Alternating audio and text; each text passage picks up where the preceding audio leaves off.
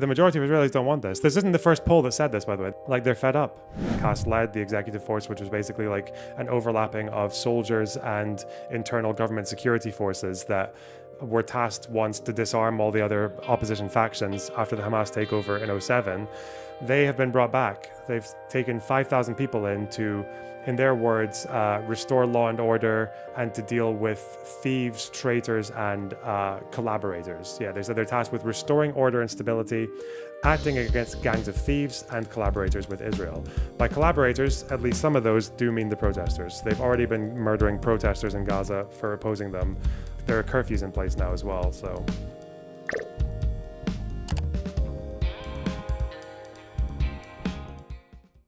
Okay, drama. Shut up. Now I have your attention. Hey, we've had some situational updates, and they're pretty grave. They're pretty grave. The IDF, along with the Israeli cabinet, have approved an expanded offensive into Gaza. It's going to happen probably within the month, before the end of May.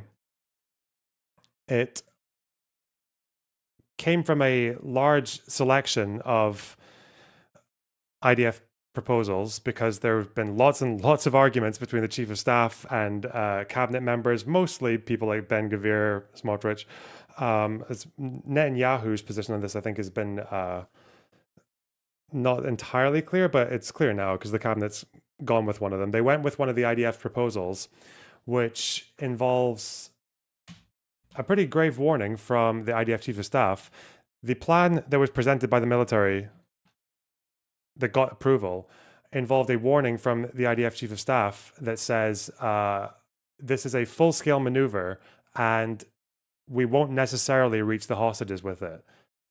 There's a warning from the chief of staff that this plan could result in Israel losing the hostages. So in terms of the discrepancy between shall we destroy Hamas or prioritize the hostages, seems like they've chosen to risk, potentially even sacrifice the hostages to take out Hamas for good.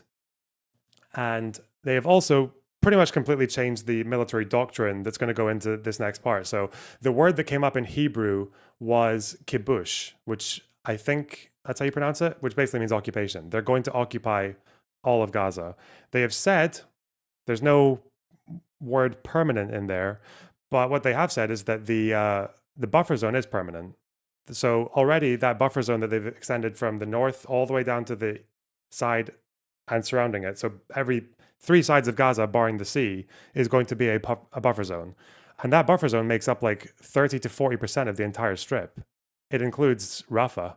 So if they're saying that the occupation of everything inside there is not going to be permanent, well, the problem is that there's no indication that they want to do anything beyond that. So it's about as permanent as you can be because we don't know what's going to follow.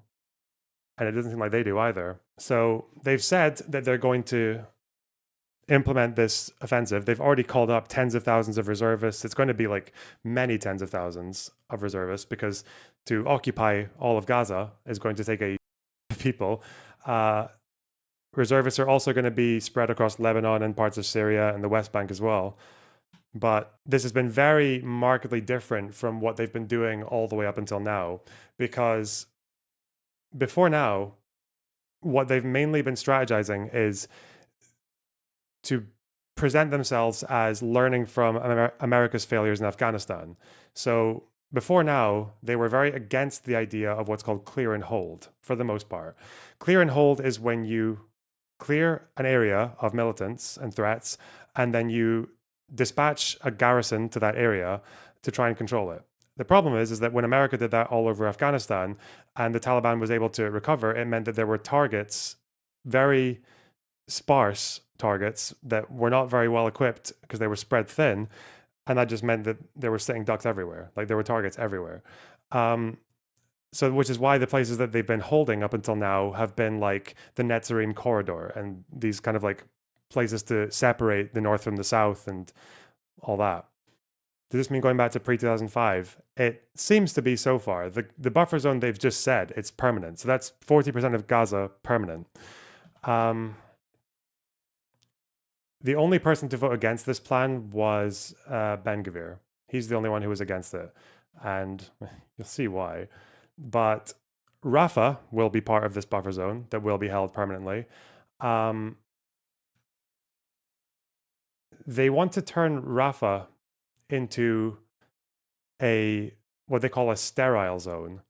And the point of a sterile zone, sorry, before we get to that, the reason they hadn't been doing clear and hold up until now, they've said, is because of that thing of leaving too many targets. But now it seems that they've decided that they actually have Hamas degraded to a point that they can just go and occupy Han Yunis, they can occupy like Gaza City. So they're quite confident they can do all of it now, but it is going to take an obscene amount of manpower because the last time they occupied Gaza, there was no Hamas there. There was no government structure there. There wasn't any 500 kilometers of tunnels. There was nothing like that. Nothing. And that's not even to mention the amount of manpower you need to permanently hold. So in terms of aid, which is the second question, the situation in Gaza is it's really, really dire. We are over 60 days now. We're past 60 days that there's been no aid going into Gaza. Now, the justification they've used for this is that there were about 650 food trucks a day going into Gaza during the ceasefire when they were exchanging hostages and prisoners. But with the IDF believing that still there are at least a couple of weeks left of aid in Gaza to keep the population going, people in Gaza are starting to warn very different. The UN have already said that they have run out of their last stockpiles. They've emptied their last stock, and that means they've only got a few days left of aid from the World Food Programme to distribute. So that's the UN done. Obviously, the UN is not the only people who holds aid. Hamas have been accused. I don't really know how strong the evidence is yet, but Hamas have been accused of stockpiling the aid for themselves. And if that is them, or if it's not just gangs or anyone else, then people have been inflating the prices of everything. So food prices in Gaza are 740% higher now than they were during the ceasefire. They're over 7 times higher. For a population that's spent the last year and a bit not really having, shall we say, employment opportunities of the best kind. We know that from UN data, so the media office have their own figures. I'm just going to go with UN data because it's less controversial. From the UN, they have said in mid-April alone, first 2 weeks of April, there were 64 children diagnosed with severe acute malnutrition. 600 or so with moderate, and across the whole month, with the umbrella of just acute malnutrition in general, there were about 2,000 in February. In March, there were 3,700. So acute malnutrition is going up quite rapidly. I believe a few people have, I think maybe 5 or so have starved to death already. If you want to know the difference between acute malnutrition and severe acute malnutrition, severe acute malnutrition basically means you are permanently damaged. You're going to have some kind of cognitive impairment. Your body can't heal if there are any wounds, which means you're very susceptible to infection. You're going to get severe diarrhea, which has a good chance of you. Your respiratory muscles are in a mess as well, which means that you can't cough properly, which means you've got a big chance of infections building up in the throat. You can get hypothermia quite easily. You can get pneumonia. You can get sepsis. It's pretty, yeah, malnutrition is horrible, especially when it's past the stage of moderate and severe. So that's already happening to hundreds of people, potentially, and this is just mid-April. Given that things have gotten worse in late April, you're easily probably going to be over 1,000 now, maybe 2 or 3. And that's just for the severe ones, let alone regular acute malnutrition. And the problem is that the aid is not getting resumed right away. And the other problem is that the plan that they've got for putting aid in is not conventional. It's not conventional in the slightest. And people have already made warnings about it. So this is Israel Katz. No, not this. This is wrong. This is Israel Katz. Israel Katz and the IDF chief of staff, who seems to be a lot more normal than the rest of this government, have said that they only have a few weeks. They only have a few weeks before aid can go in before they're going to have like a full-on humanitarian catastrophe. They said this in April 16th. That's over 2 weeks ago. And this government is saying now that they're not going to do this offensive and they're not going to actually implement this aid program until Trump's visit to Israel. Trump's visit isn't until the 22nd. So go figure. In mid-April, they say you've got a few weeks. And then the government says that we're going to say a few weeks 2 months later. So you got a month. It's over a month since they said that we only have like a matter of weeks. So that's how close to the edge of a full-on like widespread humanitarian crisis that they're willing to gamble with.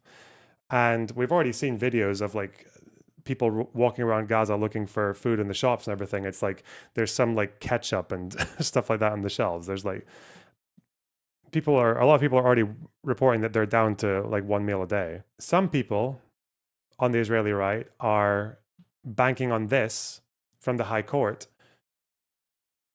which says that Israel isn't even close to starving Gazan civilians. Comes out in the 30th of March. You notice as well, all this is coming from Times of Israel articles. This is all from like people who talk to the government and they talk to the military. Like this, you don't even need to go beyond the Israeli media to find all this. The problem with this High Court hearing is it's not referring to post-ceasefire. People are banking on this finding, even though it's not. It's to do with last year. Which is true. There wasn't an IPC declared famine last year. The IPC overestimated like almost every time what the stage of humanitarian crisis that they were actually going to be in. But this isn't anything to do with post February, March. But people are holding on to this to say that the situation right now is still fine. It's not. It's not fine at all. If they do everything according to what they're saying from the IDF, it basically just means that the government has approved to let aid back in within a matter of maybe like a week or two at most of them just going into a full like irreparable humanitarian crisis. Because if a famine starts or even like a severe malnutrition epidemic starts and becomes widespread, you're not reversing that. Like you need intensive like medical care to reverse the effects of severe malnutrition. And if you get to points of famine, well, that's also like even harder to reverse because people are already dying in the hundreds or the thousands. So that seems to be how close they're willing to go before they put aid back in, which isn't even to mention the many, many, many flaws with the aid plan itself. The Security Cabinet authorized this renewed aid plan after weeks of warning from the IDF Chief of Staff. He's been talking about this for at least a month now. And this proposal seems to have been them just like coming up with things that the government would find acceptable, because the government keeps saying, we can't let Hamas get aid. We can't let them do it.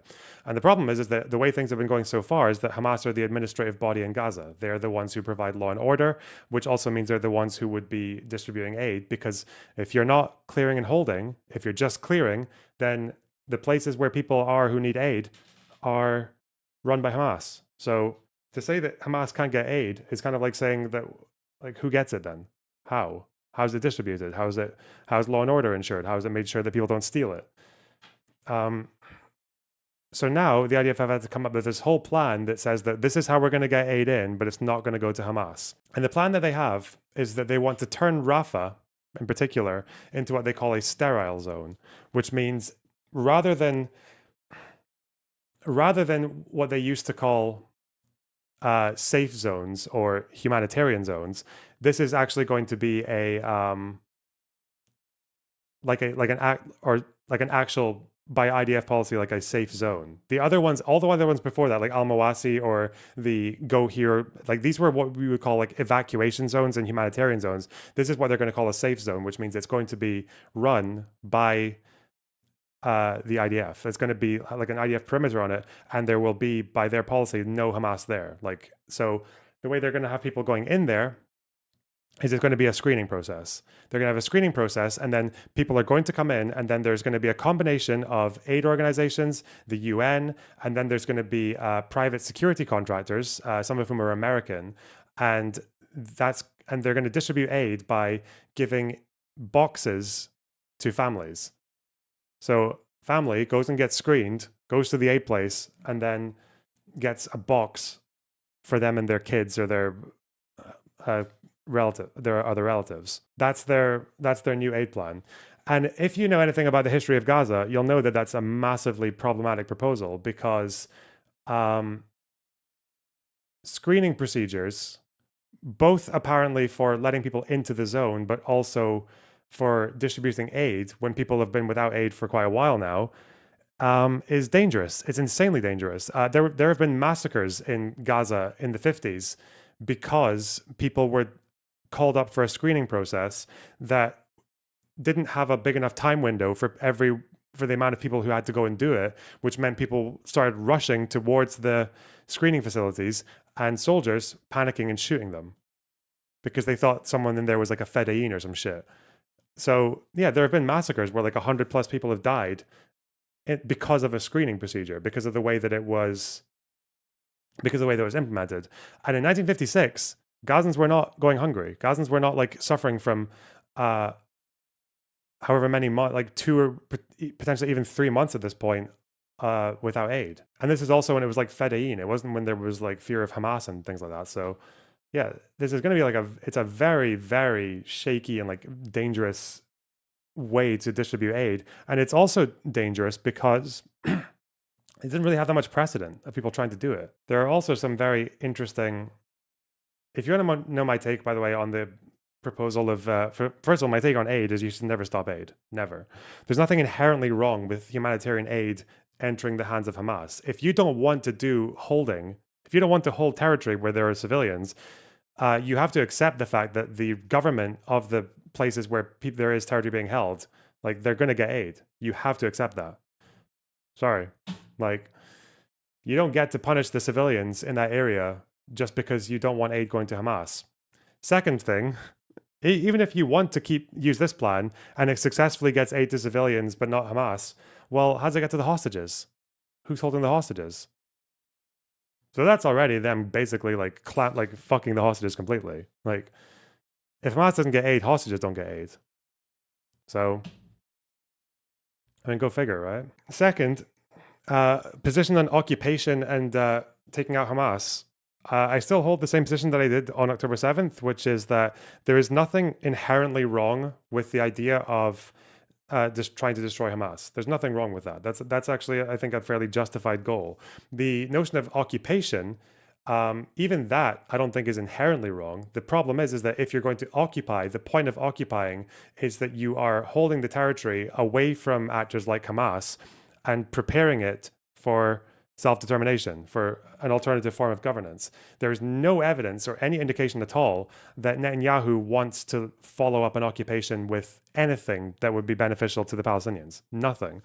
The most that Netanyahu seems to be willing to accept is America coming in and building a Riviera, which is childish, unrealistic, unserious, like horseshit. So, like, what's the point in trying to eliminate Hamas if all you're going to do is just like set it up for what? Going back to the status quo of 1967? Like, what do you mean? What's the point? Which is also not to mention that as far as what Netanyahu wants, it does seem to confirm that what he wants is status quo. Again, that's all he wants. Because again, Netanyahu, like, people always underestimate how much of a status quo politician Netanyahu is. It was his idea to allow Qatari funds to go towards Hamas because he thought, one, it would fracture the Palestinian movement and keep them away from statehood. Two, it would, in his view, contain Hamas in a way that made them not interested in pushing for a large offensive into Israel. He was wrong on both fronts. And now it just seems like he just wants to destroy Hamas so he can go back to phase one. He can just go back to a new status quo, which is a occupied Gaza, albeit this time with more buffer zones, more security zones, more corridors, more fractured population, and more Israeli control. Well, that's it. He wants a buffer zone. He wants a status quo with just more security and less Hamas. That's it. And he will resist till the end of his days any authority other than Israel or the United States, apparently, being in Gaza. So that's where we are now. Interesting fact, despite what some people might think, recent polling suggests that the majority, a fairly large majority of Israelis don't want this. 69% back ending the war in exchange for the hostages. You've noticed recently at Israel, the protests have involved people literally like holding up signs of dead Gazans and putting them next to pictures of the hostages, as in like they've gone full on like all lives matter. Actually, they matter too. Wow, that's crazy, ja. Like yeah, they're doing that. 69%. Even 54% of coalition voters. Remember, this is a coalition. It's got far right, it's got center, it's got right wing. Yeah, the majority of Israelis don't want this. This isn't the first poll that said this, by the way. This is 28th of March. This is from the 28th. Like they're fed up. They don't like they realize, I think quite clearly, because obviously if you're what Q were they asked? They were asked if they favor ending the war even if it means no, they put hostages as the priority even if it means ending the war. That's what they said. Are the Israelis fine with some level of constant Hamas agitation? I think the Israelis believe that with the amount of security buffer zoning, everything else that the IDF have done, I think the Israelis believe that with enough security, like October 7th doesn't have to happen again, even if Hamas does still have control over some parts of Gaza. In any case, whatever it means they don't want this to happen. There are a large number of Israelis are opposed to it. In the next 2 weeks, Hamas are basically going to, they've already reinstituted their executive force. If you've ever watched the stream talking about Cast-led, the executive force, which was basically like an overlapping of soldiers and internal government security forces that were tasked once to disarm all the other opposition factions after the Hamas takeover in 2007, they have been brought back. They've taken 5,000 people in to, in their words, restore law and order and to deal with thieves, traitors, and collaborators. Yeah, they said they're tasked with restoring order and stability, acting against gangs of thieves and collaborators with Israel. By collaborators, at least some of those do mean the protesters. They've already been murdering protesters in Gaza for opposing them, and they've threatened, there are curfews in place now as well, so Hamas are clamping down. They're becoming more and more unpopular. They've also said that they are going to completely, they have no interest in negotiating any ceasefire with Israel at the moment because they just said there's no point if Israel's just going to occupy Gaza afterwards, which actually Netanyahu has kind of given them a very good excuse to put that forward, because the Israeli government have not said they want any alternative rule in Hamas in Gaza other than themselves or America. The deal on the table now for Hamas is the release of between 6 and 8 hostages to begin with. Further release is taking place as they negotiate for Hamas's exile and relinquishing of arms and power. That's the deal that Hamas are expected to accept in the next 2 weeks. So I don't know if this plan or this call up of reservists is expected to increase pressure. I don't know why it would. I always said that withholding aid, even if you're doing it with the purest intentions of pressuring Hamas, it's still insane. Like you can't, if you're withholding aid, after spending the last year and a half of accusing Hamas of human shielding and sacrificing their own people and whatever, Hamas would literally watch like 1 million of their people starve before they cave into a deal that's brought about by aid restrictions. Like aid restrictions are just like, not only are they illegal, inhumane, like murderous and everything else, they're not even practical. Like even from a cold, like completely self-interested military perspective, they're still not good. Like they're still not helpful to anyone. And obviously if you're watching this, because obviously this audience is going to probably have a lot more Israelis than Palestinians, it's like, people are wondering like, what can they do about this? Well, the fact is like, if you're American, probably nothing, I guess. Trump is not going to listen to pro-Palestine protesters or protesters in general, so that's fucked. Really, the sad thing about this is that the only people who really have any power in stopping this from happening and allowing like any change of course. Oh yeah, also, Netanyahu is still stuck with the idea of his quote-unquote voluntary and temporary evacuation of Gazans. Like, the idea that you're going to get 1 million plus, maybe even almost all 2 million Gazans into the south, into the Rafah area, or into that buffer zone that's IDF-controlled, the sterile zone, the government is still intent on moving people out as well. So if people do this, like, voluntary temporary transfer, you're not going to force people to do that. Hamas obviously has aid rationed for themselves, so Gazans will massively suffer way before Hamas concedes. Yeah, I know, it's pointless. How many Gazans left the Strip since the beginning of the war? I believe between 1 and 200,000 have fled to Egypt. Yeah, something like that. But yeah, the fact is that the only people who really have any power to end this within 2 weeks or to change course within 2 weeks are the Israelis. They're the ones who have it in their hands, I guess. They can't have an election, so all they do is vote, go out and protest and try and bring down the government, I guess. Like, I don't know if they can force elections. I don't know how that system works, but the majority of them oppose it, and at least some of them have been brave enough to stand up to the police and to, not to mention the right-wingers who come and attack them as well. This video I was sent is from a protest in Ra'anana in Israel, where there was a joint mourning ceremony.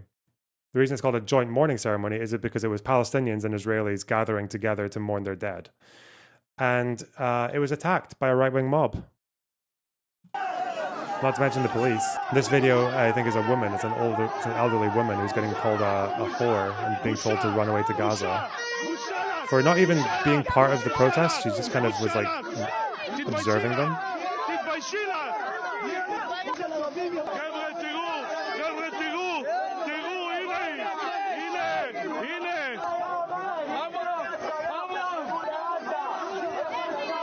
We've been protesting for a year and a half. It's not working. I mean, I've been to one of the protests. I went to Tel Aviv. I saw like the fact that these people were like, they were willing to stand up to people on horseback. They were willing to stand up to like big horses, mind you. They were willing to stand up to people with clubs. They were willing to stand up to people firing skunk water at them. Yeah, they were willing to. They're very brave protesters. Yeah, like I don't fault them. The fact is, I guess, if you're an Israeli aspiring protester, like, and you want motivation to do it, like, this is probably the best time because the stakes are kind of like higher now than they ever have been. And the popularity of the protests, I would imagine, is higher as well. I don't think I've ever seen a poll saying that almost 70% of Israelis want the war to end.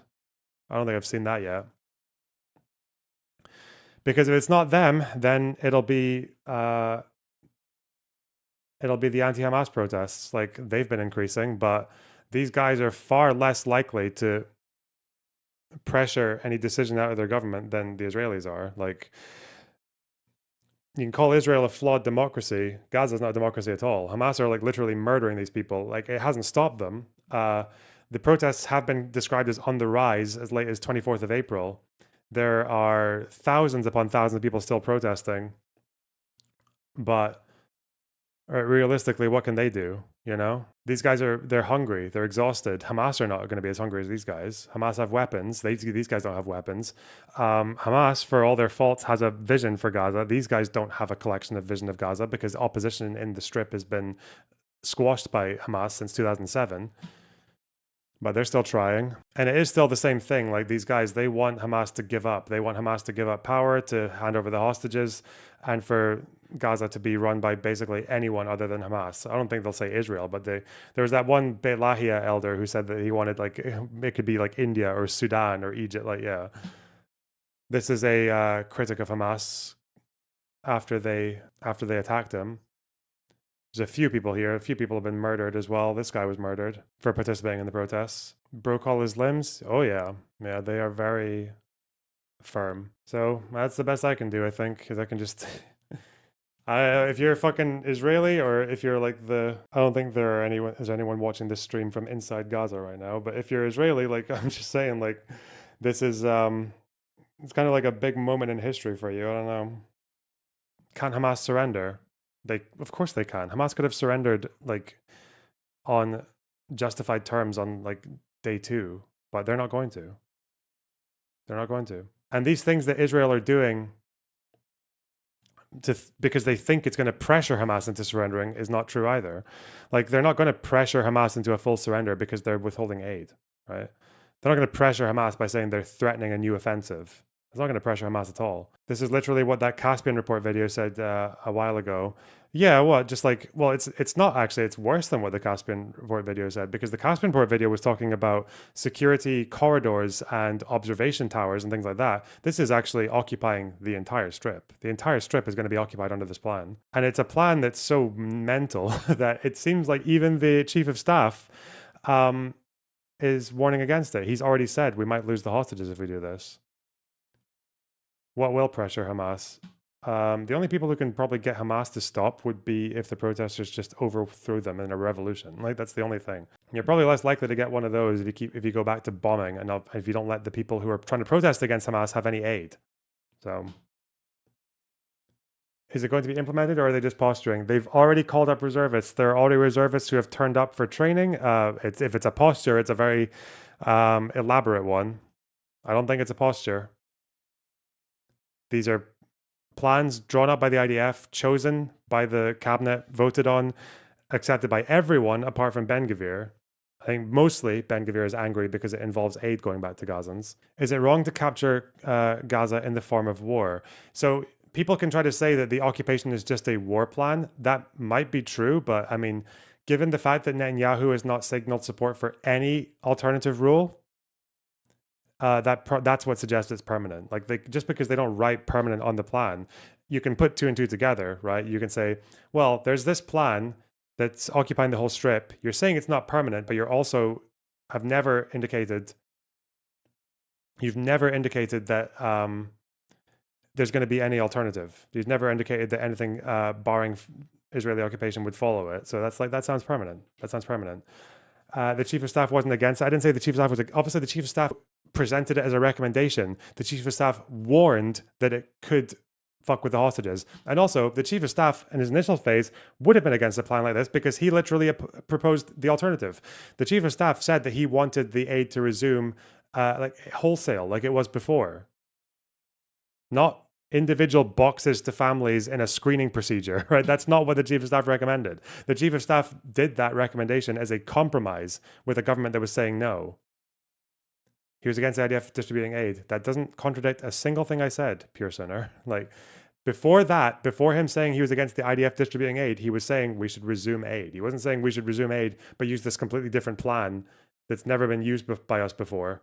He didn't say that. This form of the aid plan is a compromise that he made with the IDF. What he said are partial leaks. I mean, if there's a leak of him saying they want to resume aid, then people are saying no, and there are clashes. Then the IDF just out of fucking nowhere starts proposing alternatives for aid in a way that would please the government. Yeah, I'm sure it's just partial leaks, bro. I'm sure you can't shove any of that together in the most obvious fucking way possible. Why are you like this? Why are you all like this? Anyway. In other news, oh yeah, sorry, the fucking cope I'm seeing from some of these people. John Spencer, our boy.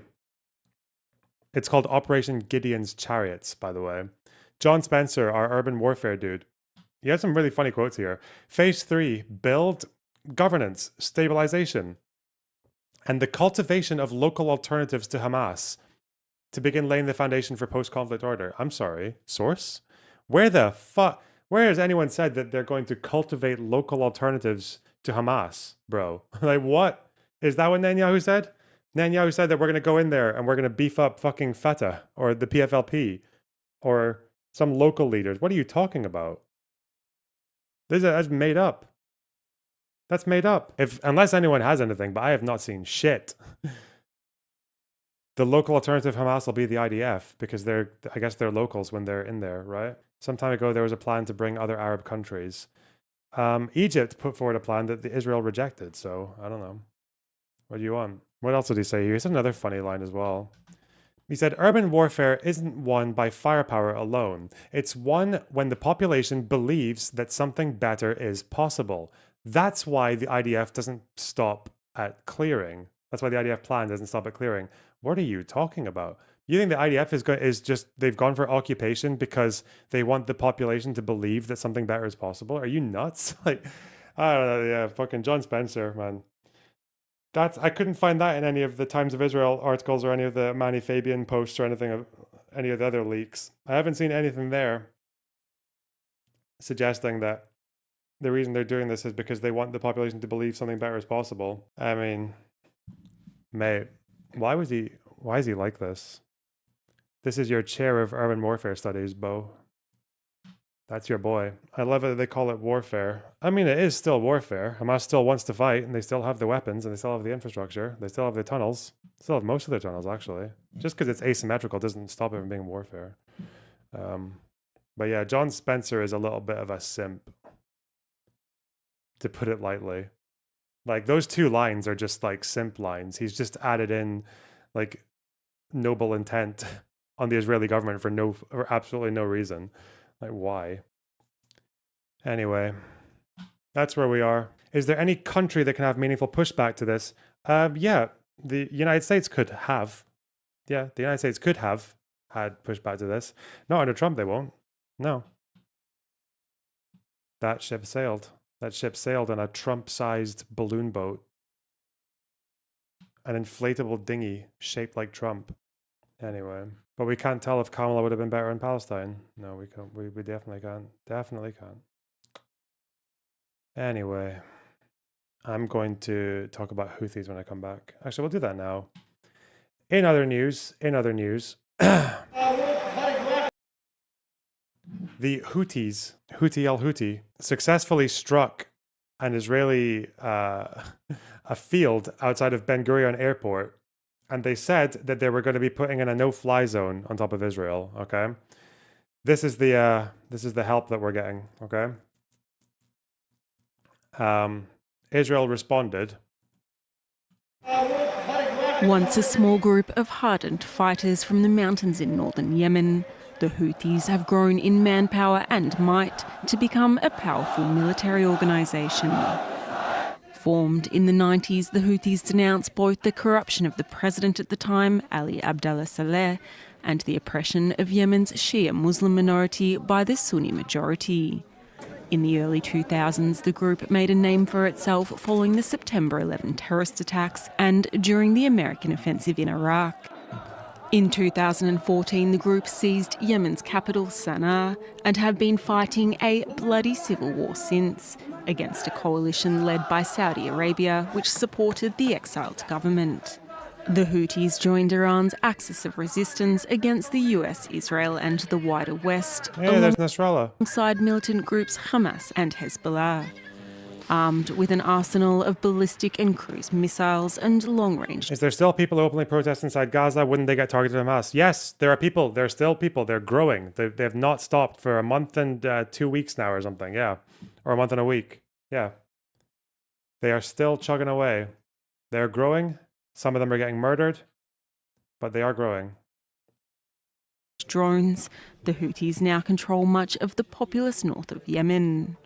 But it is since the war began between Israel and Hamas that they have recaptured attention on the international stage, dropping from helicopters, taking crews and cargoes hostage and attacking ships in the Red Sea. They disrupted global supply chains and made an enemy with the United States in what they have said was support of Palestinians. This cause transcended local divides in Yemen, where they have become largely unpopular after a decade of civil war, and with more than 18 million people needing humanitarian assistance. Wow. No one really talks about the Houthi hostages. What, like the people that they've got in their jails? The migrants who have crossed, the dissidents. Yeah. The Houthis are not really in much of a... They're not in much of a position to do much. The IDF bombed their airport to smithereens and their oil facilities as well. I don't know about the airport. I know that like oil facilities, like it's very rare that you're allowed to target an oil facility unless it is just being used in like a huge portion to for military objectives, like to fund a war effort or something. Like I know with Iran's oil and gas, I think like 50% of it is owned by the IRGC, and obviously the IRGC involves IRGC Quds, which is the Iranian like international effort. I don't know if it's the same for the Houthis though. They attacked oil facilities. As far as I know, they did, didn't they? Am I wrong about that? Israel bomb Houthi oil. Yeah, they did. The port. Yeah, they struck an oil terminal. Oh no, this is in the past, is it? Did they? In April, there was US strikes. No, yeah, they have been hitting oil, yeah. It was the airport today, but yeah, in the past they have hit oil facilities. Yes, they have. Oh wow, we've got our favorite correspondent, Neil Berg, our queen, our Mad Zio queen, coming to tell us how big the damage was. Yeah, I guess it's pretty big. Well,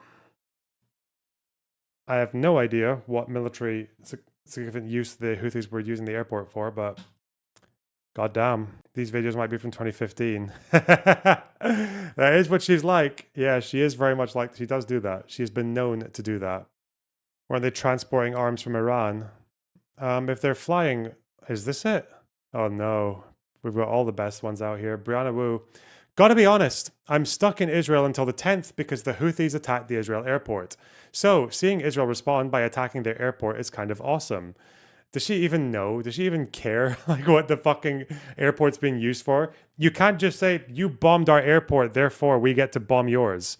You need to prove that the airport had some military justification to target. Like, what the fuck? Can you imagine? Oh yeah, Hamas raped our women. So when we raped theirs, it made me really happy. Like, what the fuck?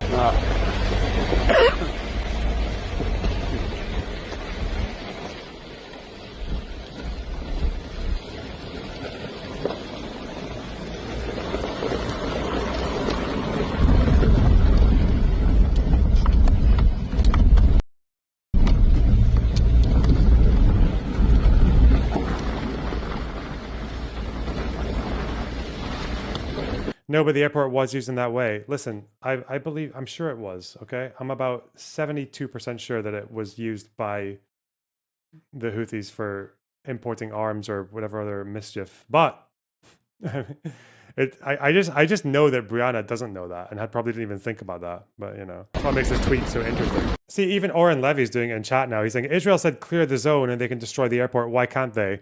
Again, unless you can show that it has a military justification, or unless you're going to argue that, you can't just take a civilian target and say, get out of there, I'm going to bomb that thing. Like if an adversary decided to bomb my flat, they can't just say like, oh, we got to do that though because your military bombed one of our flats, but we did tell you to leave. Why can't we do that? No, you'd have to show that there was like, you'd have to find my arsenal. You'd have to find my rocket tubes.